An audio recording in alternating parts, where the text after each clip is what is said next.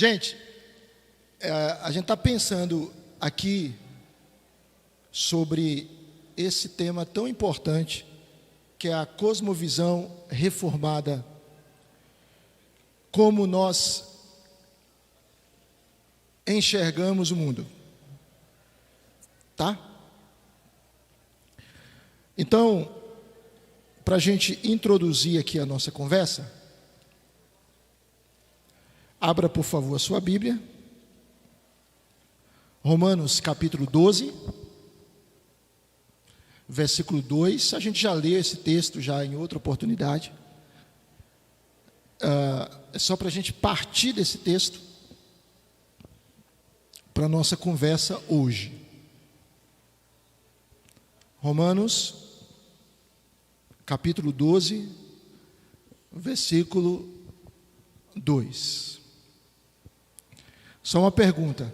Quando a gente fala o termo cosmovisão, o que é que vem na sua cabeça? Essa palavra grande, né? Que às vezes parece ser algo muito filosófico, mas na verdade é algo muito prático. O que é uma cosmovisão? Um de cada vez, porque as vozes estão... A forma de conceber e de viver. Muito bem. Cosmovisão, a visão do mundo. E a gente precisa entender, irmãos, que cosmovisão, mais do que ser uma concepção mental, é uma inclinação do coração. Então veja, a gente não adquire uma cosmovisão bíblica somente sabendo qual a visão bíblica. Isso é imprescindível. Mas a gente não adquire uma cosmovisão bíblica cristã simplesmente sabendo qual é ela. Por quê? Porque cosmovisão é também uma inclinação do coração. É uma predisposição da mente, da alma. Então a gente precisa pedir que o Espírito Santo nos ensine e nos transforme e nos molde. Eu vou dar um exemplo. Oi.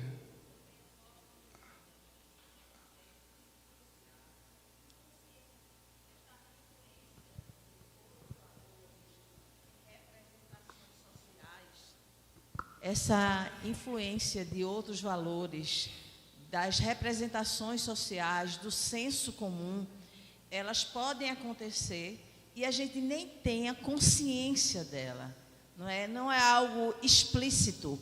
Claro, essa influência que a gente sofre. Para que a gente possa adquirir esta consciência, é preciso que a gente seja realmente confrontado, para que a gente pense e diga: por que eu estou fazendo desse jeito quando eu defendo e penso assim? O que é que está me levando a praticar desta maneira e não desta que aquela que eu considero certo? Então, eu acho que a gente tem de estar realmente confrontando para que a gente possa estar tomando consciência do porquê que a gente age de determinada maneira e não de outra. Perfeito, assim dizer. Exatamente. Porque a gente, pensando em erros, em transgressões, em pecados, existem aqueles erros e pecados nossos que eles são bem conscientes. A Bíblia diz isso, mas eu quero viver assim. A Bíblia fala aquilo, mas a minha atitude vai ser essa. Está entendendo? Não se tem a terrível e abominável coragem de dizer: eu discordo da Bíblia, mas a gente age em algumas situações como se discordasse. Então existem aqueles erros conscientes. A Bíblia diz que eu preciso viver o casamento assim. A Bíblia diz que eu preciso, como patrão, ser assim, como empregado, assim. A Bíblia diz que a minha boca deve ser usada dessa forma, que as minhas mãos devem ser usadas para isso. Mas, infelizmente, terrivelmente, às vezes as pessoas andam por caminhos contrários à Escritura conscientemente. Mas existe aquilo que Maria falou, que são as nossas concepções equivocadas, mas nós achamos que estamos pensando corretamente. Por quê?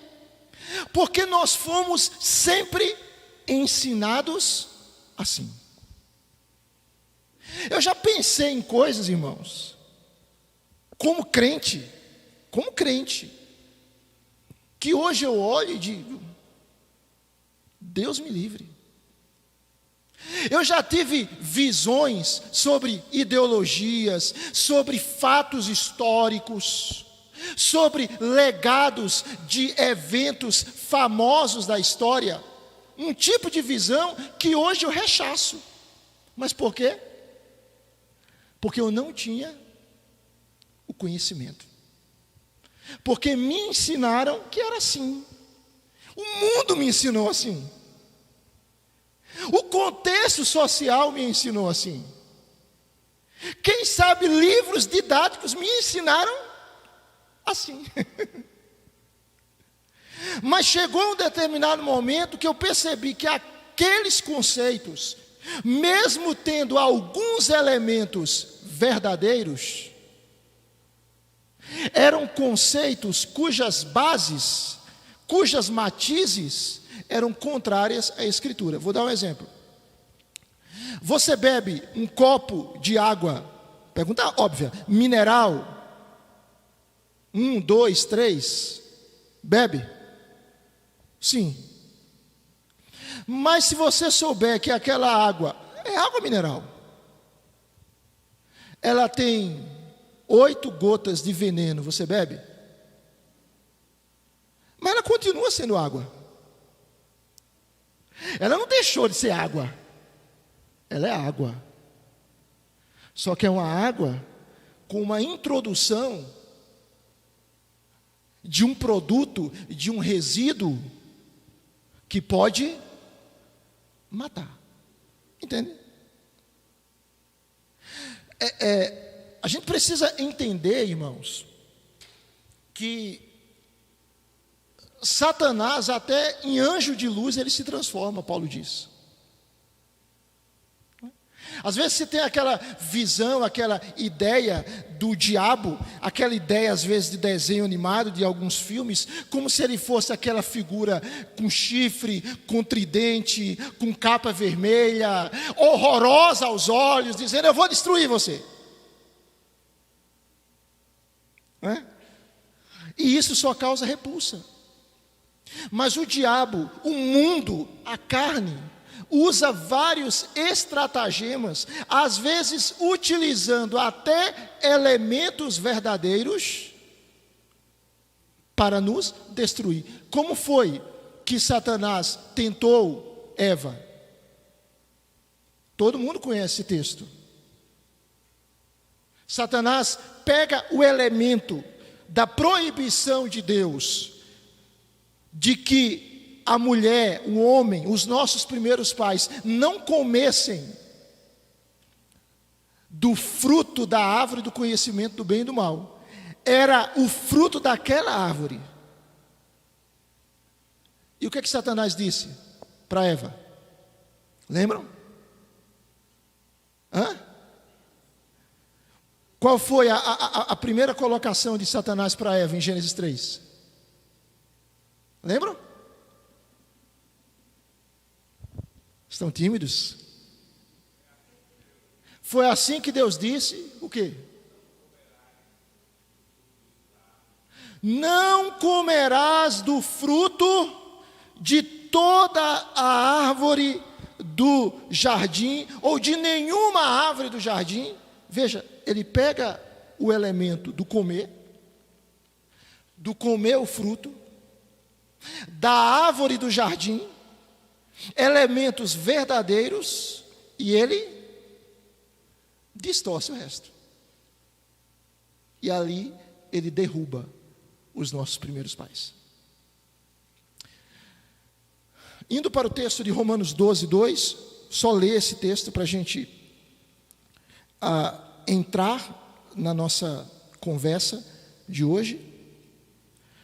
Diz assim, Romanos 12, 2: E não vivam conforme os padrões deste mundo, ou não vivam conforme os modelos deste mundo,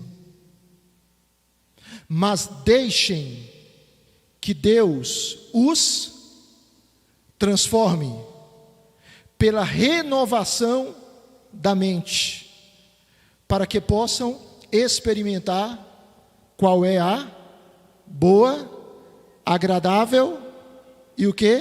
Perfeita vontade de Deus. Paulo está dizendo, não se amolde ao padrão desse século, desta era, deste mundo caído, desse sistema que se opõe a Deus, mas permitam que o próprio Deus os transforme. E Deus vai transformá-los pela renovação da vossa mente. E qual vai ser o resultado disso? Nós vamos experimentar a vontade de Deus, que tem 3 características: boa, agradável e perfeita.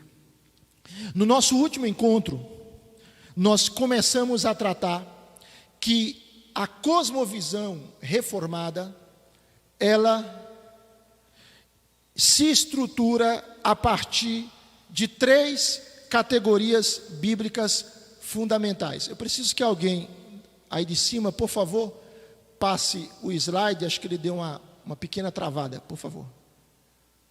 Obrigado, minha irmã. Então, a cosmovisão, ela se estrutura a partir de 3 categorias bíblicas fundamentais. A cosmovisão reformada: criação, queda e redenção. Então, a gente precisa ter a compreensão dessas 3 categorias. Revisando a criação. Veja, o nosso mundo, ele mantém uma dupla relação essencial.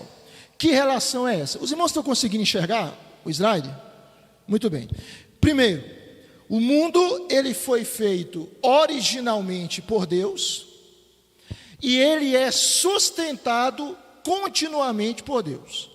Então note, nós não podemos ser cristãos bíblicos e ao mesmo tempo nós acreditarmos que a criação foi fruto de um processo evolutivo ateísta. Está entendendo? Não tem como conciliar o conceito bíblico da criação e o conceito humanista de Darwin da evolução. Então nós cremos que o mundo foi feito originalmente por Deus. E nós cremos que Deus sustenta continuamente o mundo. Ou seja, não há condições de ser teísta e deísta ao mesmo tempo. Ou cristão e deísta. Por quê? Porque o deísmo, ele crê que Deus criou o mundo, estabeleceu leis naturais no mundo e deixou o mundo seguir o seu curso, sem a intervenção divina. Nós não cremos nisso. Nós cremos que o mesmo Deus que criou, Ele sustenta. Ele sustenta todas as coisas pela palavra do seu poder, como diz Hebreus capítulo 1, versículo 3. Muito bem. Seguindo. Pelo mesmo ato soberano que Deus criou o sistema solar, Deus estabeleceu as leis gravitacionais e de movimento planetário que mantém a regularidade dos dias e das estações do ano, que permitem o surgimento e a continuidade da vida na Terra. Quem estabeleceu isso foi Deus. As chamadas leis naturais, elas foram estabelecidas de forma sobrenatural por Deus, porque há verão, há inverno, há frio, há calor, há chuva, há seca, porque Deus estabeleceu. E ele disse lá para Noé, depois do dilúvio, que enquanto durasse a terra, essas coisas iriam continuar. Então, as leis naturais, descobertas pela física, pela química, pela biologia, são o ordenamento de Deus para a manutenção da sua criação. Eu já falei sobre isso aqui. O que a ciência faz? A verdadeira ciência, a boa ciência, ela descobre aquilo que Deus revelou. Então Deus deixou no mundo que Ele criou verdades. E o que os cientistas fazem? Eles simplesmente descobrem verdades que Deus disse. Bem, Salmo 19 apresenta duas fontes revelacionais de Deus. Quais são as duas fontes? Os irmãos se lembram? De acordo com Salmo 19? Quais são as duas fontes? A criação, o cosmos, os céus proclamam a glória de Deus e o firmamento anuncia as obras das suas mãos. Salmo 19, versículo 1. Então, esta é uma fonte da revelação de Deus. É uma revelação de Deus que a teologia chama de revelação geral ou revelação natural. E quando você vai para o versículo 7 do Salmo 19, diz: a lei do Senhor é perfeita e restaura a alma. O testemunho do Senhor é o quê? É fiel e faz o quê? E dá sabedoria aos simples. Aqui nós temos a outra revelação de Deus, que é a Escritura. Então, o Salmo 19 nos mostra duas revelações de Deus: a revelação na natureza, que é a revelação geral, e a revelação na Escritura, que é a revelação especial. Bem, o Deus que criou todas as coisas e o Deus que se revela na sua palavra, Ele iria dizer uma coisa em uma revelação e dizer outra coisa em outra revelação? Sim ou não? Não. Por quê? Porque Deus não é incoerente. Deus não é incoerente, nem é mentiroso, nem é falível. Então, o que Ele diz em uma revelação, Ele diz em outra revelação. Então, os cientistas, como nós dissemos, o que é que eles fazem? Crendo em Deus ou não, eles simplesmente descobrem na natureza algo que Deus já revelou e deixou lá, para eles estudarem e descobrirem. Seguindo, eu já falei sobre isso, então vou ser rápido aqui.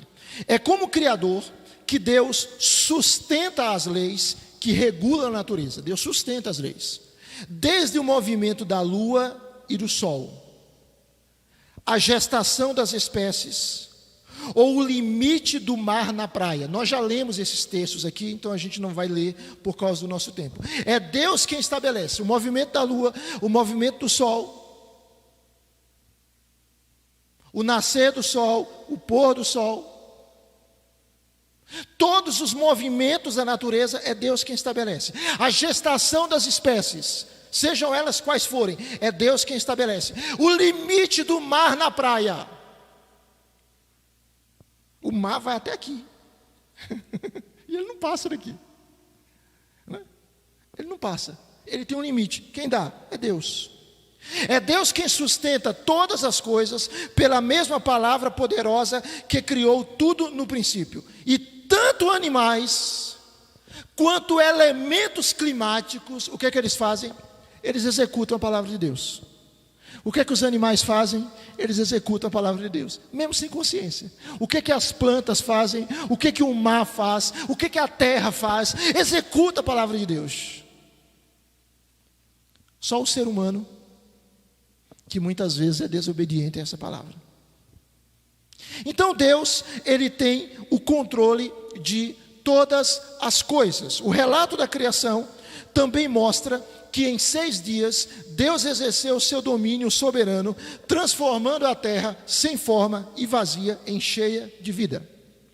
A partir de então, Deus incumbiu o ser humano de exercer um domínio, e um domínio civilizador sobre a terra, dando continuidade ao seu trabalho criador e desenvolvendo o potencial embutido na natureza. Ou seja, Deus criou todas as coisas, e Deus disse para Adão e Eva: cuidem, desenvolvam,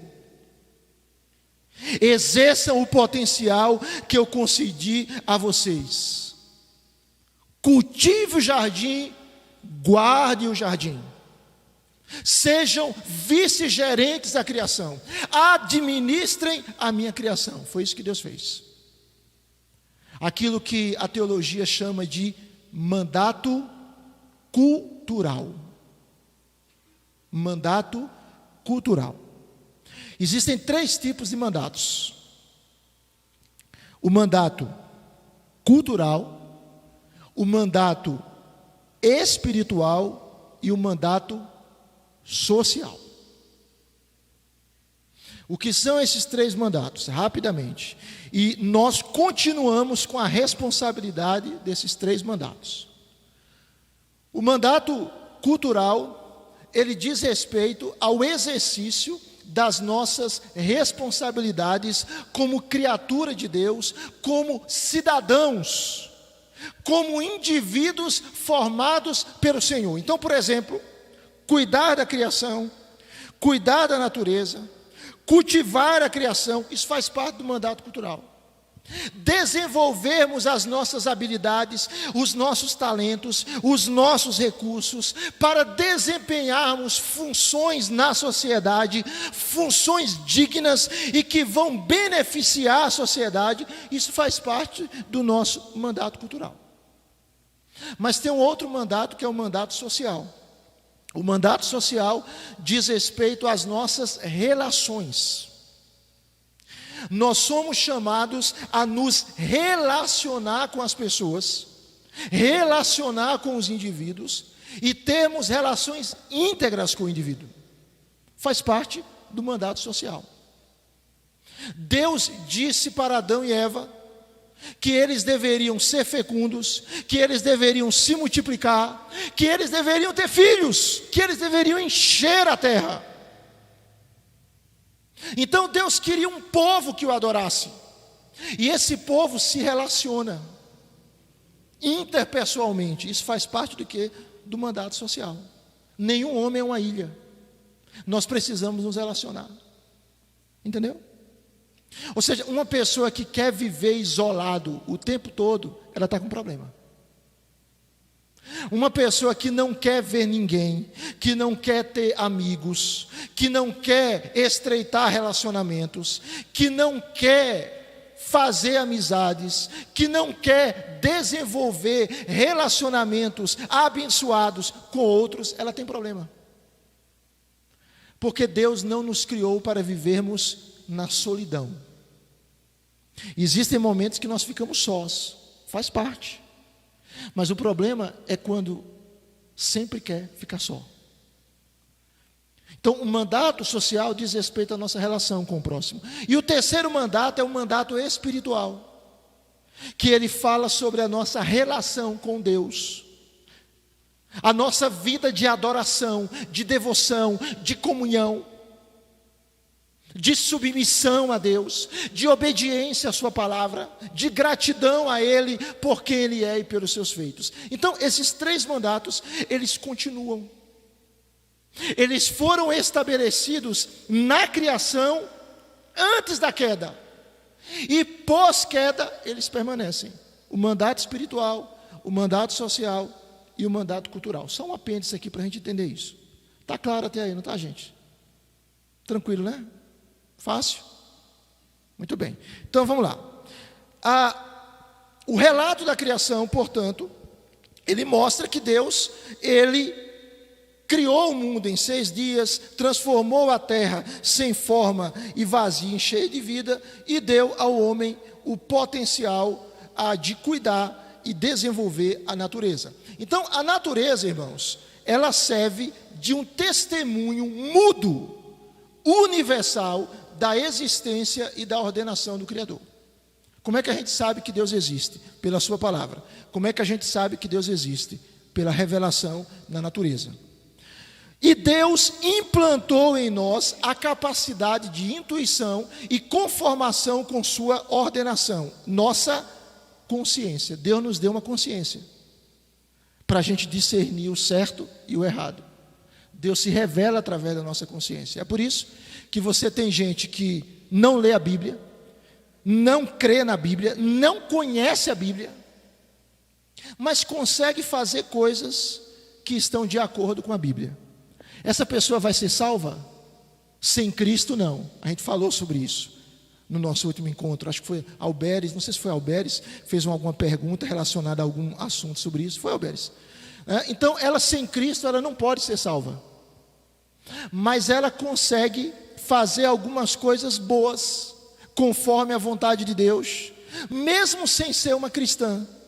A teologia reformada chama isso de graça comum. Deus abençoando mesmo o ímpio e revelando a sua bondade, mesmo aquele que não teme a Deus. Então, quando os homens desobedecem à ordenação divina, eles não fazem por ignorância, mas eles fazem por rebeldia contra Deus, porque Deus se revelou a eles. Tudo certinho aí? Alguma dúvida? Ok, então vamos lá.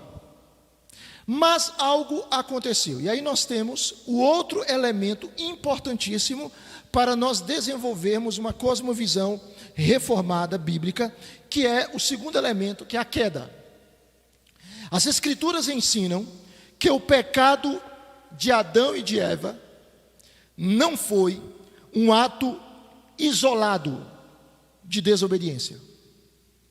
Mas o pecado de Adão e de Eva, irmãos, foi um evento de significado catastrófico para todo o cosmos, para toda a criação. Quando nós lemos Gênesis capítulo 3, vai nos mostrar que o pecado ele trouxe uma maldição. E a maldição atingiu a fisiologia feminina. Ela vai ter filhos, bênção ter filhos, Deus instituiu, mas ela vai ter filhos em meio a dores, por causa do pecado. O pecado afetou os relacionamentos humanos. Quando Deus vai confrontar Adão: Adão, onde você está? Adão diz: eu tive medo, Senhor, eu me escondi. E Deus diz: você comeu do fruto da árvore que eu ordenei para você não comer? Adão não assume a sua responsabilidade e diz: a mulher que o Senhor me deu, ô Senhor, o Senhor me deu essa mulher.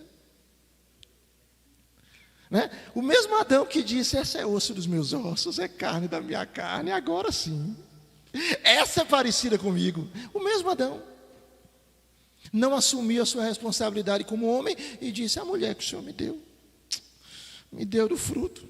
Uma mulher dessa, Deus. Está entendendo? Você vê aqui os problemas nas relações humanas, o conflito. Os filhos de Adão e Eva, Caim e Abel, todos nós conhecemos a história. O primeiro assassinato, um irmão assassina o outro irmão. Caim mata o seu irmão Abel. O reino vegetal foi atingido pelo pecado. Espinhos, abrolhos vão nascer. As pragas das lavouras estão aí. E por fim, a própria vida humana é afetada.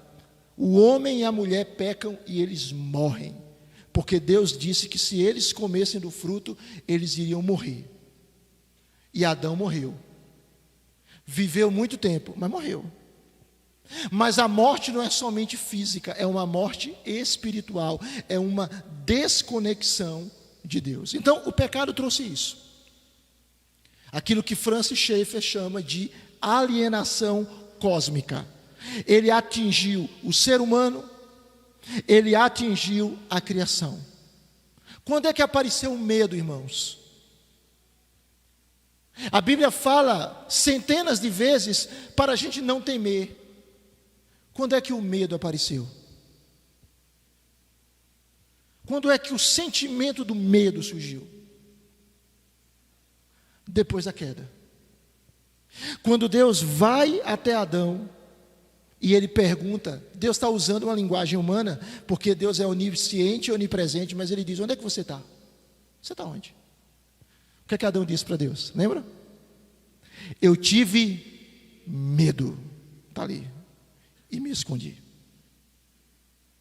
Medo. Por isso que o medo é tão perturbador. Por isso que o medo nos aflige. Porque o medo é o resultado da queda. Por isso que João diz que João diz que no amor não existe medo, mas o perfeito amor lança fora o medo. E Paulo diz para Timóteo que Deus não deu a ele espírito de covardia, mas de poder, de amor e de moderação. Então o medo é algo que nos incomoda. É algo, mesmo quando ele é útil para nos livrar de perigos, nos livrar de armadilhas, e a gente tem medo e não vai por aquela rua, tem medo e não faz uma coisa ou outra, mas ele é uma sinalização de que algo está errado, de que existem perigos na vida. Por quê? Porque o pecado afetou. Continuando, o apóstolo Paulo, portanto, ele inclui toda a criação ao falar das consequências corruptoras do pecado. Então, há um gemido na criação. A criação geme aguardando a redenção dos filhos de Deus. Há um gemido do cosmos para que Jesus volte. Romanos diz isso. E é curioso. A natureza está gemendo para que Jesus volte. Se a natureza está fazendo isso, Paulo diz lá em Romanos 8 que nós também gememos, aguardando a adoção de filhos, a redenção do nosso corpo. Ou seja, qual é uma característica que deve marcar o servo de Deus? É que ele deve desejar a vinda de Cristo, irmãos. Está entendendo? A maioria aqui é casado, né? Ou já foi casado? Tá.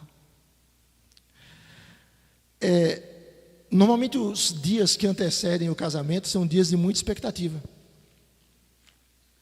E se você está em paz casando, sabendo que você está casando de acordo com a vontade de Deus, você ama o seu noivo, a sua noiva, aqueles dias são dias de expectativa. E você não vê a hora do casamento acontecer.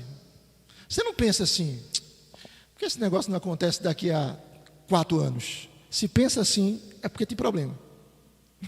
Alguma coisa está errada ali. Tem que resolver. Por que eu me lembro de um conhecido meu que um dia ele brincou com a esposa. Ele já tinha uns 50 anos na época. E ele diz assim, por que a gente não estava namorando até agora? Estranho, né?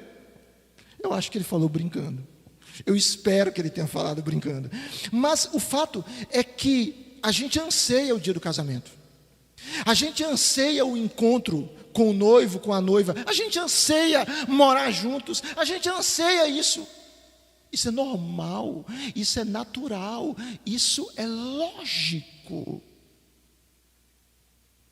Mesmo sabendo que o príncipe e que a princesa que você e eu casamos, ele tem algumas dificuldades. Ela tem algumas dificuldades, porque somos pecadores.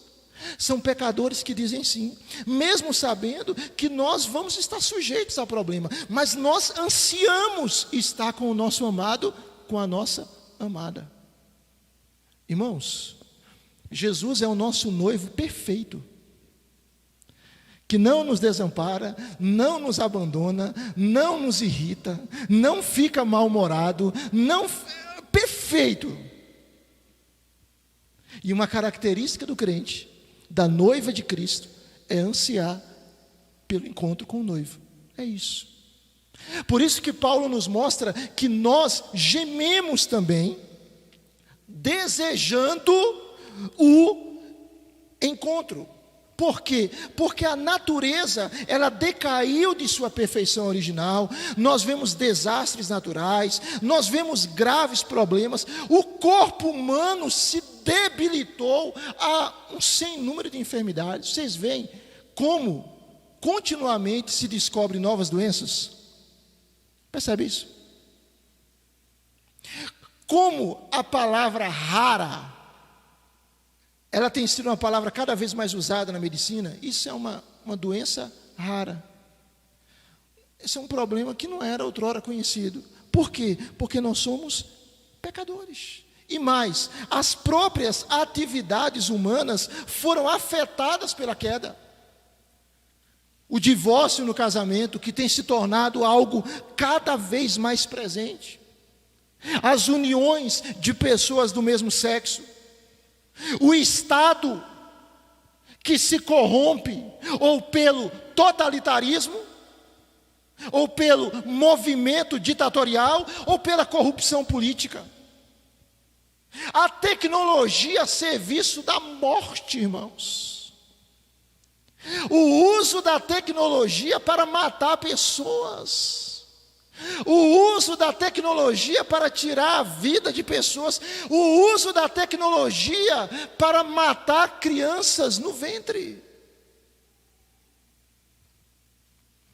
A sexualidade desfigurada pela prostituição, pela pornografia. O que é a prostituição e a pornografia? É o desfigurar, o deturpar algo bom, que é a sexualidade. A sexualidade é algo bom, irmãos.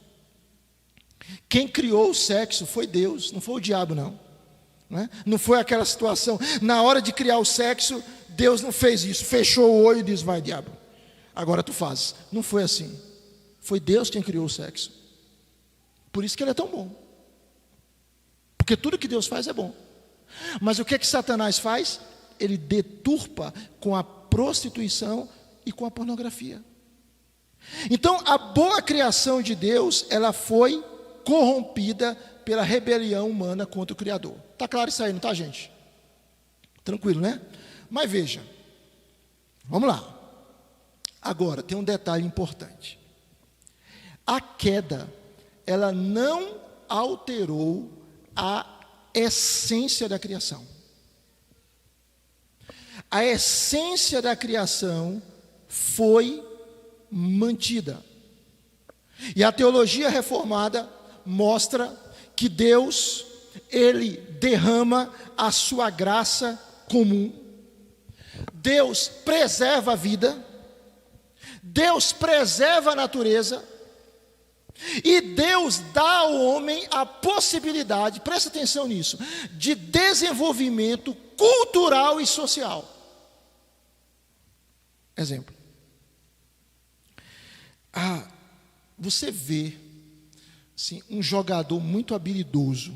Um exemplo. Um jogador, sei lá, de futebol. E ele faz coisas assim extraordinárias no campo. O que algumas pessoas dizem? Está com o diabo no corpo. Já viu gente dizendo isso? Eu já vi. Lá atrás, né? Não sei se falam isso hoje. Fulano está endiabrado hoje. Por quê? Porque ele dribla 1, dribla 2, dribla 3, faz o gol. Está endiabrado. Quem foi que deu habilidade para ele? Foi o diabo ou foi Deus? Foi Deus que deu. Quem deu habilidade para o indivíduo ser um bom professor, um bom pedreiro, um bom arquiteto, um bom engenheiro, um bom policial, um bom médico, um bom profissional liberal, uma boa dona de casa, um bom comerciante, um bom vendedor, um bom advogado, um bom bancário, sei lá o que for, qualquer área. Quem deu essa habilidade para ele ser isso? Deus. Sendo ele crente ou não. Se ele vai usar isso de maneira errada, aí é um problema dele. Mas quem concedeu a capacidade dele ser e exercer com perícia algo, foi o próprio Deus. E a gente precisa compreender isso. Quando você lê Gênesis capítulo 4, irmãos, versos 20 a 22, diz assim: isso aqui é a descendência de Caim. São descendentes de um homem ímpio. E aí o texto diz assim, o texto fala sobre Lameque. Lameque foi o primeiro bígamo da história. Foi o primeiro homem que tomou para si 2 esposas, Ada e Zilá. E Gênesis 4:20 diz que Ada deu à luz Jabal. E Jabal foi o quê? O pai dos que habitam em tendas e possuem gado. E no verso de número 21 diz que o nome de seu irmão era Jubal, que foi o pai de todos os que tocam harpa e flauta. Verso 22, Zilá, por sua vez, deu à luz Tubal-Caim, artífice de todo instrumento cortante, de bronze e de ferro. Até aí. Nós temos aqui filhos de um homem bígamo, um homem que teve 2 mulheres, Ada e Zilá, e Deus concedeu, respectivamente, a essas mulheres, filhos com habilidade, filhos com capacidade. Então, o que eu quero mostrar aqui para os irmãos? É que a queda, ela distorceu o modo como cada aspecto da criação funciona. Mas a criação ainda é a criação de Deus. A habilidade, a capacidade, quem dá é o próprio Deus. Está claro isso, gente? É Deus.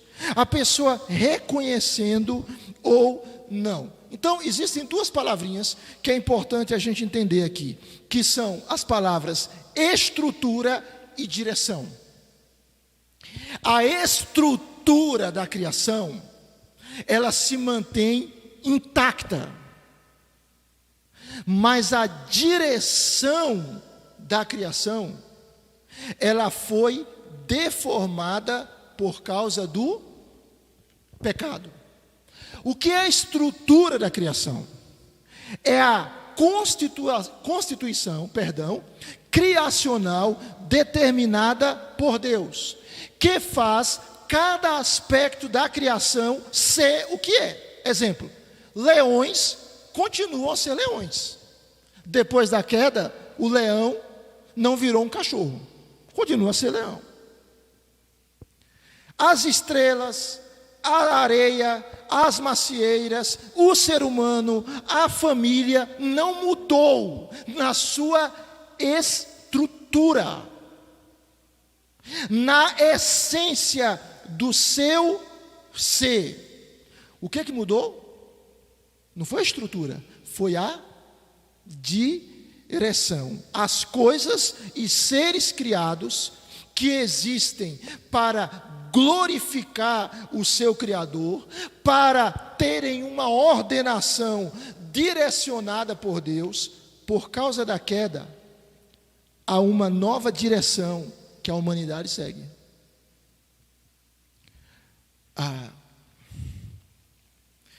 É por isso que a gente tem uma expressão que às vezes é utilizada, é uma expressão popular evangélica. Ela não é bíblica, mas ela é muito usada. Fulano de tal é amigo do Evangelho. Amigo do Evangelho? Explique, por favor, o que é um amigo do Evangelho. Assim, ele gosta da igreja. Tá. Ele vai até para alguns cultos, certo. Ele gosta das reuniões. Ele tem muitos amigos crentes. Tá. E isso faz dele amigo do Evangelho? Ele é um verdadeiro cristão? Não. Mas ele é um amigo do Evangelho. Só que, tristemente, esse amigo do Evangelho, popularmente falado, a Bíblia o chama de inimigo de Deus. Alguém pode ser amigo do Evangelho e ser inimigo de Deus? A Bíblia chama que ele é filho, o chama de filho da ira. Então, mesmo que popularmente se diga que fulano é amigo do Evangelho, não recebendo a Cristo, mas biblicamente, o verdadeiro amigo do Evangelho é aquele que abraça o Evangelho, é aquele que acolhe o Evangelho, é aquele que recebe o Evangelho. Então, o que aconteceu conosco por causa do pecado? Nós nos tornamos pessoas resistentes a Deus. A criação de Deus ainda é criação de Deus. Deus ainda é o Senhor da criação, mas essa criação, ela está subvertida com a presença do pecado, que a direciona contra o seu próprio Criador, que a faz viver longe de Deus. Abra, por favor, a sua Bíblia em Efésios capítulo 2. Oi? Continua.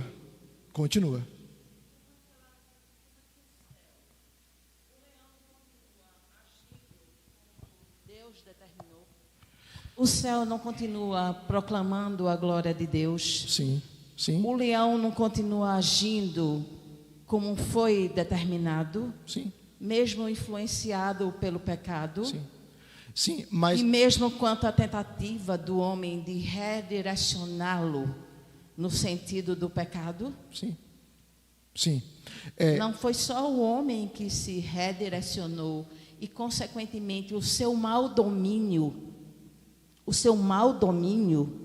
leva a criação a sofrer as consequências, mas a criação continua gemendo e mesmo sofrendo a pressão do homem, ela não continua glorificando a Deus no seu viver e na sua proclamação do pacto e da existência de Deus? Sim. Continua, mas não na sua... Continua, mas não na sua perfeição, nem na sua plenitude. Então, por exemplo, Deus criou, tanto que a Bíblia nos mostra que Deus vai restaurar tanto o céu quanto a terra. A Bíblia diz que Deus vai dar um novo céu e uma nova terra. Veja como é interessante isso. Deus criou a humanidade para viver em harmonia. Então, o leão, de alguma forma, ele glorifica a Deus, mas a realidade do pecado o afetou. Por exemplo, alguém aqui cria leão na sua casa? Ou gatinho? Por quê? Porque ele é perigoso e ele é hostil. Ele é antagônico. Aí você pode trabalhar algumas razões. Ele faz isso quando ele se sente ameaçado, tal, mas ele é antagônico. Tanto que Isaías capítulo 65, versículo número 17, diz assim: pois eis que eu crio novos céus e nova terra, e não haverá lembrança das coisas passadas, jamais haverá memória delas. Eu vou ler um outro texto desse capítulo. Eu não posso entrar em alguns detalhes aqui, porque senão a gente sai do nosso tema, mas só para tentar elucidar isso. Aí Isaías ele vai descrever um pouco mais sobre essa realidade. E quando você chega no verso 25 de Isaías 65, diz assim, verso 25: o lobo e o cordeiro pastarão juntos, e o leão comerá palha como boi. Você já viu leão comendo palha como boi? Pó será a comida da serpente.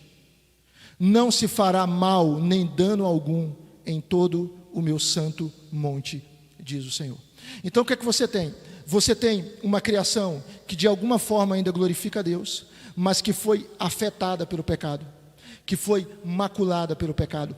Você observa, por exemplo, no evento de Gênesis 3, que Deus diz para Satanás, que estava encarnado em uma serpente. E Deus diz assim: você comerá pó todos os dias da sua vida. Então, o que é que nós temos ali? Nós temos uma maldição atribuída a um animal, a um ser vivo. Ele iria rastejar todos os dias da sua vida, por causa da queda, por causa do pecado. Então, o que acontece? O pecado, ele afetou, e a criação, como um todo, ela não consegue glorificar a Deus em sua plenitude, como Deus merece, por causa da realidade do pecado. Ela está subvertida por causa da presença do pecado, que a direciona contra o seu Criador. Tá? Então você tem, por exemplo, animais que usam a sua força e a sua ferocidade para atentar contra o ser humano. E ser humano que faz isso também contra animais. Por quê? Porque a estrutura da criação é intacta, mas a direção da criação, ela foi corrompida.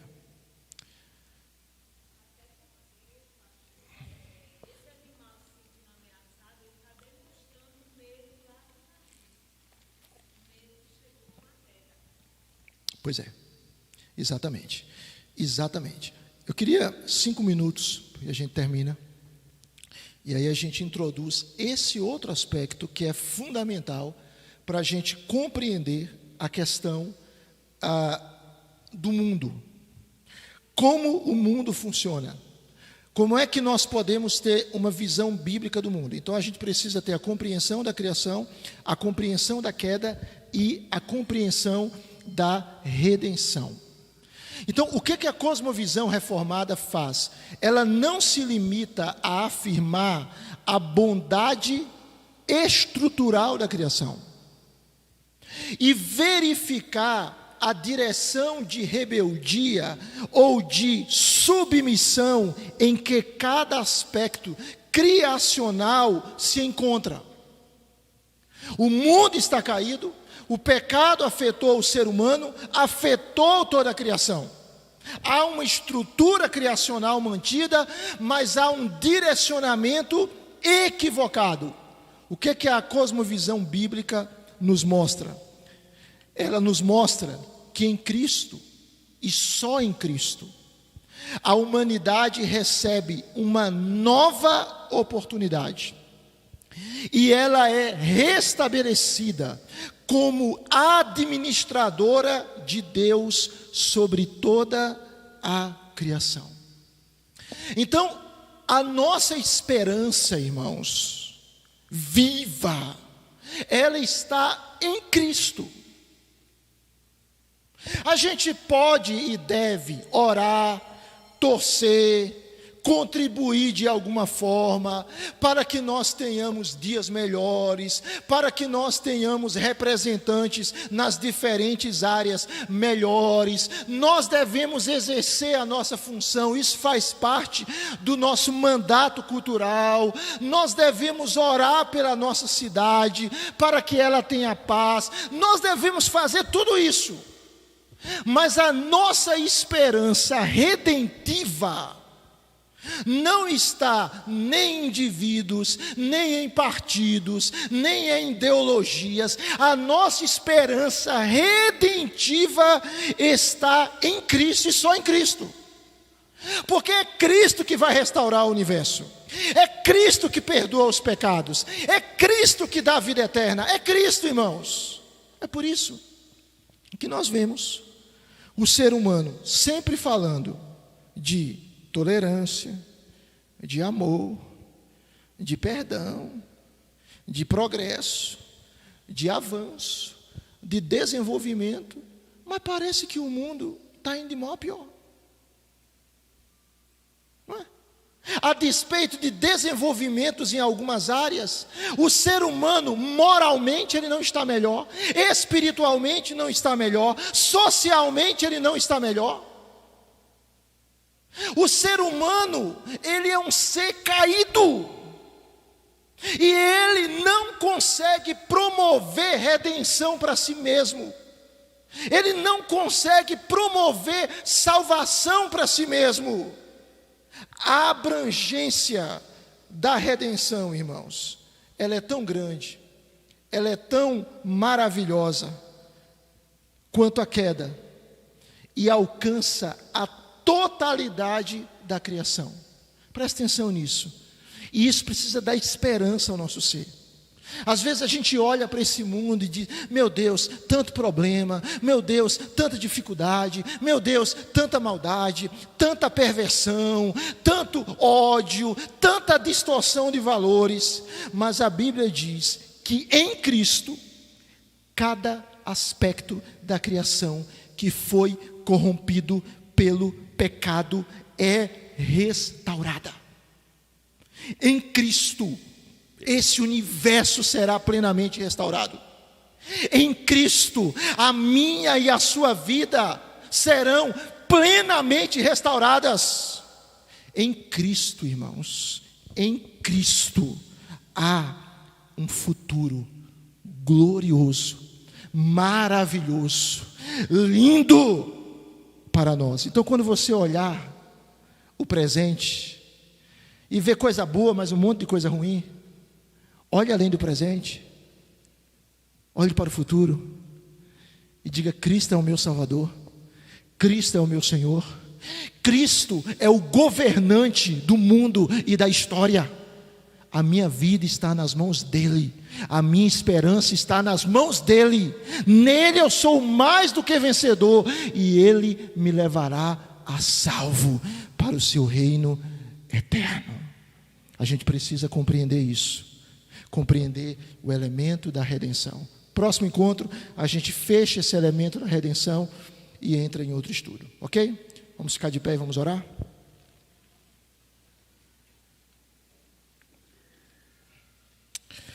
Senhor, nós te agradecemos pela tua palavra, te agradecemos porque o Senhor não nos abandonou, e o Senhor providenciou na pessoa do teu único Filho, Jesus Cristo, solução para a nossa vida. Muito obrigado, e que a nossa fé, que o nosso amor, que a nossa esperança, que a nossa vida estejam cada vez mais firmadas e depositadas em Cristo. No nome dele oramos. Amém, Senhor. Amém. Irmãos, Deus abençoe até a noite. Se Deus quiser, tá bom? Vá na paz, com o seu coração cheio de alegria e de esperança.